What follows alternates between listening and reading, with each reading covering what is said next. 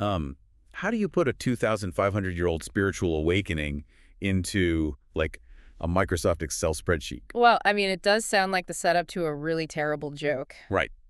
But today, we are actually looking at the exact rigorous academic framework researchers use to sort of quantify the ethereal.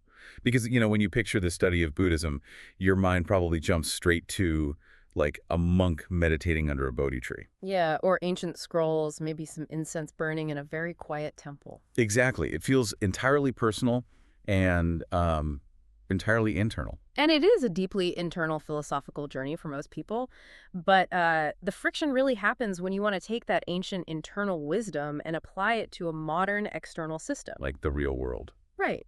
If you want to integrate Buddhist mindfulness into a university curriculum or use its principles of peace to drive community tourism, you can't just rely on good vibes. No, you need actual verifiable data for that. Exactly. You need a highly structured methodology. And navigating that exact collision between the spiritual and the strictly academic is our mission for you today in this deep dive.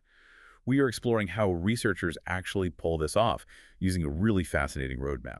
Yes, it's based on a week 2 lecture on research methodology in Buddhism. Taught by Assistant Professor Dr. KhantongWattanapradith, right, over at the International Buddhist Studies College, which is part of Chulalongkornrai Vidyalaya University in Thailand. Right, and building a formal framework around something as vast as spirituality, it requires a very, very specific starting point. You can't just jump it anywhere. No, before a researcher can study anything, whether it is quantum physics or like Buddhist peace principles, they have to identify a gap in human knowledge. They have to find out what we don't know yet. Exactly. They have to locate a space where our understanding just falls short. Yeah. And the lecture draws a very hard line here between a research problem and a research question. Which, I mean, to anyone outside of academia, those sound like the exact same thing. They really do. But in the academic world, that distinction dictates your entire project. A research problem is the broad issue. It's the societal challenge or the gap that actually motivates you to do the work in the first place. So it answers, like, what is the actual issue here? Right. Researchers usually find these problems by, observing social phenomena or analyzing failed policies or just noticing that a specific application of an idea hasn't been explored yet. The lecture gives a highly relevant example of this, actually. It says there is a limited understanding of how Buddhist principles can be applied in modern education. Right, and that statement is the problem. It is a massive, wide-open gap. Yeah, but you can't study a gap that wide, right? It's too big. No, it completely lacks boundaries. I always think about this like go to the doctor, The research problem is you sitting on the exam table and saying, "Doc, I feel sick." That's a great analogy. Right, because that's the overarching issue. That's the motivation for the visit. But the doctor can't write a prescription for just sick. The research question is, like, the specific blood test or x-ray the doctor orders to figure out the exact mechanics of what's wrong. Exactly. The research question provides the necessary direction and scope. It takes that broad, unwieldy problem and asks, what specifically do I need to investigate to find a solution? So going back to the lecture's example about modern education. The question becomes, how can the Four Noble Truths be integrated into teaching methods for university students? Oh, wow. Okay, so we go from this vague complaint about the state of education to a highly specific, actionable query. You have to. And notice how those specific questions generally fall into 2 categories. They can be descriptive, so asking who, what, where, or how something is happening. Right. Or they can be explanatory, asking why a phenomenon occurs, or analyzing the direct relationship between 2 different variables. Okay, so you have your specific question in hand. You want to know about integrating the Four Noble Truths into university teaching. But here is where the academic rigor really kicks in. Because, well, you can't just sit in the room, guess the answer, and act like you're the first person in human history to ponder this. No, you have to dive into the literature review. Right. You must map out what humanity already knows before you can add to it. But before we even get to reviewing that literature, the lecture breaks down the very building blocks of knowledge itself. Yes, drawing that crucial line between a concept and a theory. Let's unpack that a bit. Sure. So a concept is an abstraction. It's a general idea that serves as a basic building block, but it hasn't necessarily been fully tested as a systemic rule yet. Okay, so in the realm of Buddhist studies, what would that look like? A concept would be something like karma or mindfulness, or even broader sociological terms like well-being or leadership. Got it. So if concepts are like individual musical notes, like a single chime ringing in a temple, the theory is the sheet music that arranges those isolated notes into a symphony you can actually analyze. That captures the dynamic perfectly. A theory is a structured, systematic explanation of how and why certain phenomena occur. It takes those standalone concepts and connects them through tested relationships. The lecture highlights a few frameworks for this, right? Like the theory of planned behavior. Right, or social learning theory, or Okay. specifically in this context, the Buddhist Abhidhamma theory. Which I have to admit sounds incredibly complex on the surface. It is, yeah. It is essentially an ancient psychological framework. The Abhidhamma details exactly how the mind and mental states operate, like meticulously mapping out human consciousness. Wow. Yeah, theories like that allow researchers to predict outcomes, explain behaviors, and really guide their own new research. Which is exactly why the literature review is such a massive undertaking. You are gathering all the existing notes and sheet music related to your question. And the text notes that this review is the backbone of almost every part of a thesis. Oh, absolutely. It shapes chapters 1, 2, 3, 5, and the initial proposal. Without it, you cannot define your variables, you won't know which measuring instruments are actually reliable. And eventually, you won't have any context to discuss the significance of your own results. Exactly. But I do have to ask for some clarification here because I noticed a very specific rule in the source material about selecting this literature. The time frame rule. Yes. Yeah. It states that your sources need to be up to date, ideally no more than 3 to 5 years old. How does a 3-year rule work when we are talking about ancient Buddhist texts? It's a really good question. Like we're dealing with the Tripitaka, which is over 2 millennia old. Are researchers supposed to just throw out the foundational words of the Buddha just because they weren't published in an academic journal in like 2021? Right. No, that highlights a really fascinating nuance unique to this field of study. That 3 to 5 year rule applies strictly to current research on the topic. Oh, I see. So if you are studying modern university teaching methods, you need data from the last few years to accurately reflect the current landscape of education, technology, and student psychology. That makes total sense. However, when it comes to the core philosophical principles, the source explicitly states that reliable primary sources must be foundational texts like the Tripitaka. Okay, so the application of the idea needs to be recent, Mhm. but the source code, like the foundational philosophy, needs to be original and authoritative. Exactly. You need a 2023 study on student attention spans paired with the original primary text defining mindfulness. That is such a cool blend of old and new. It really is. And when researchers go looking for this information, they're generally hunting for a few specific types of materials. They look at past research findings, obviously, to see what others discovered. They look at existing theories for structural frameworks, and they analyze past methodologies to see how other people successfully or unsuccessfully measured these things. So I noticed the lecture also includes things like opinions and viewpoints and case reports and anecdotes as essential materials, according to Pollitt and Hungler. I was genuinely surprised by that. Really? Why is that? Well, are personal anecdotes and opinions really allowed in rigorous academic research? I always just assumed academia demanded cold, hard statistics. In quantitative research, yeah, anecdotes are often dismissed.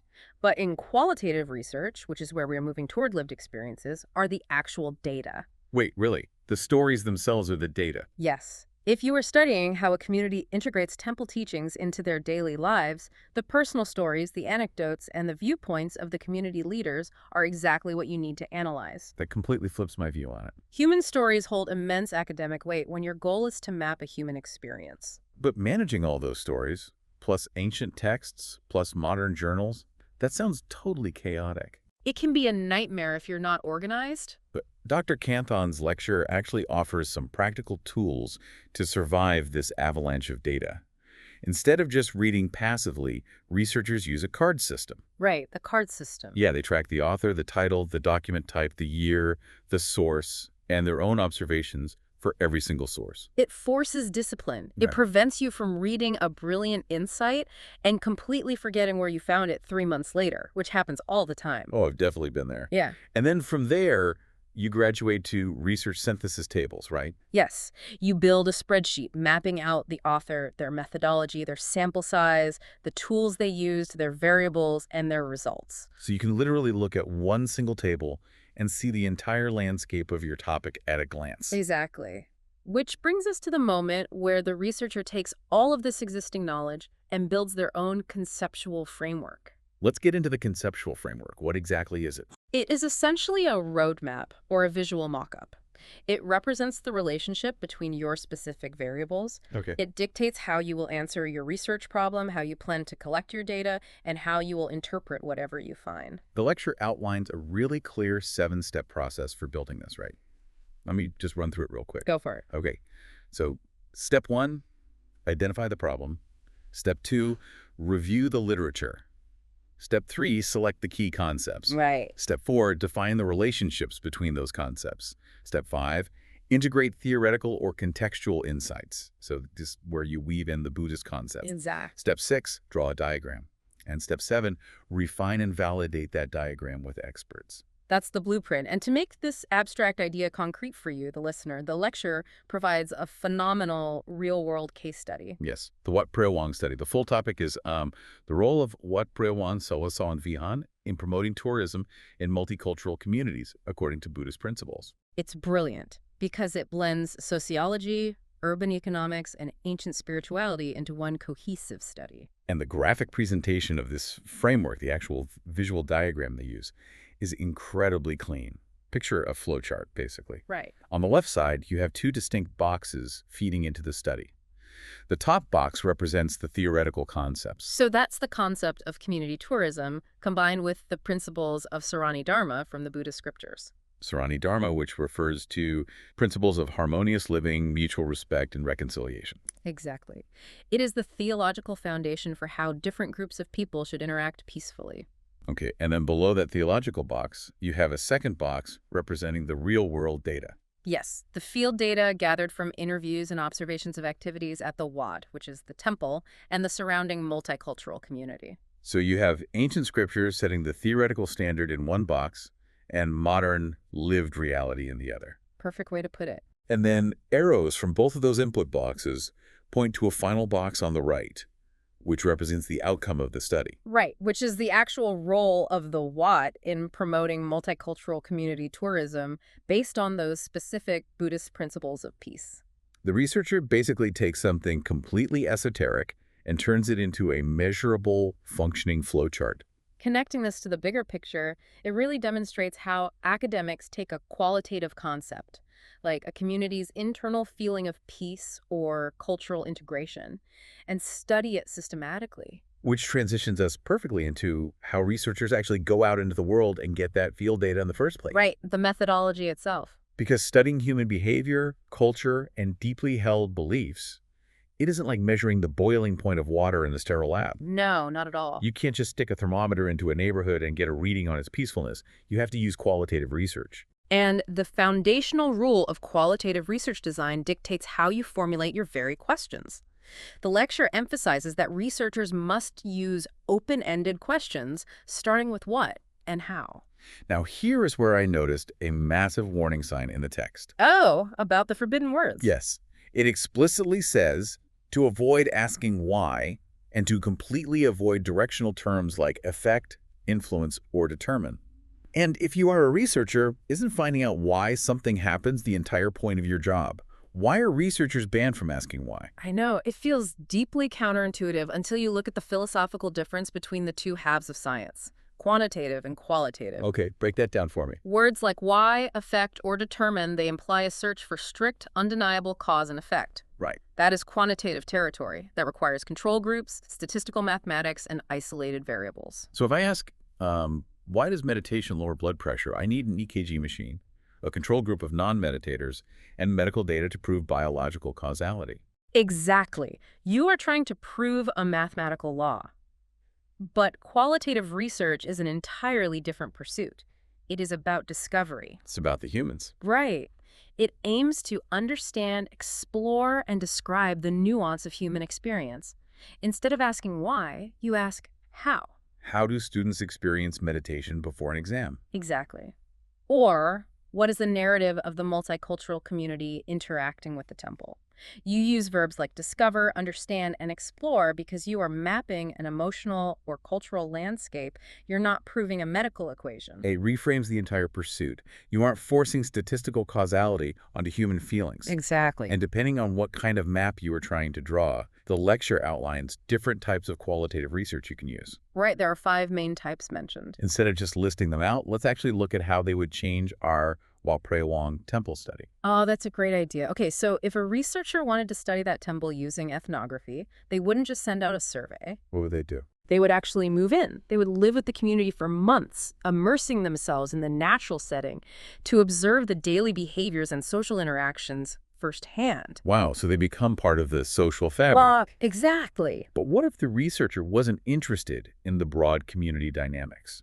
What if they wanted to understand, like, the deep internal experience of a single monk who practices a highly specific form of meditation at that temple? Then they would use phenomenological research.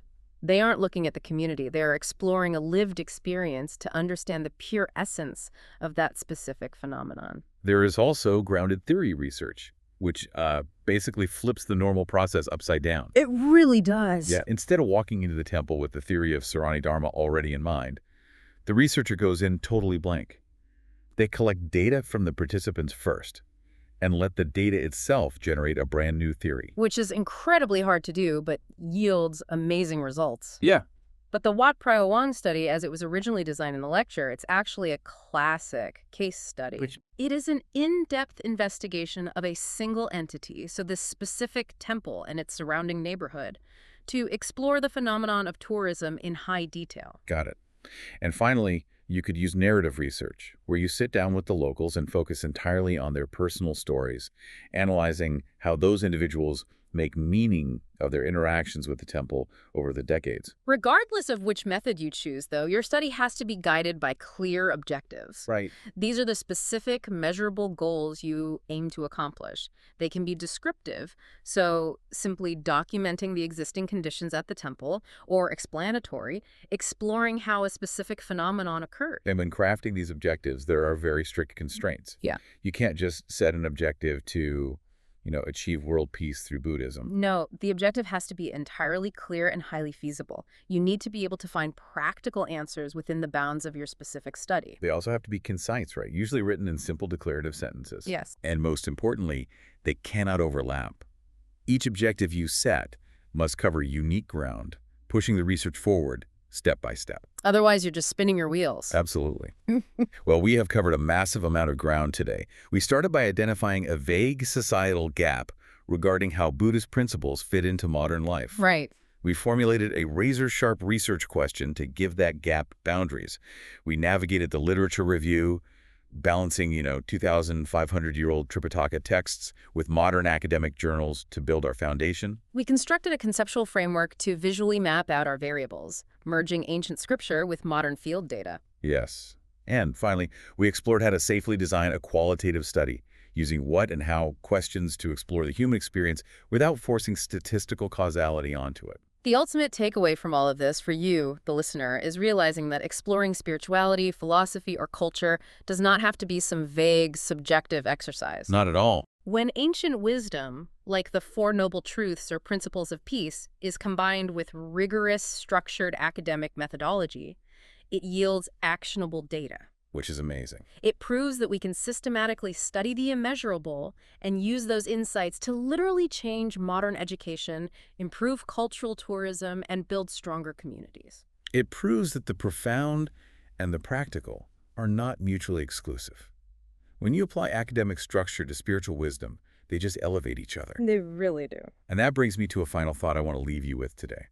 We've seen how sprawling concepts like karma and mindfulness can be plotted on a conceptual framework to solve modern social problems. Right. So what other deeply personal or even spiritual concepts in your own life could benefit from being examined through the rigorous, objective lens of a researcher? Oh, that's a great question. Like if you stop treating your own daily habits, anxieties, or personal philosophies purely as subjective feelings and instead viewed them as variables in your own qualitative study, what kind of fascinating discoveries might you make about yourself? Treating your own life as an open-ended research question is a brilliant way to approach the world.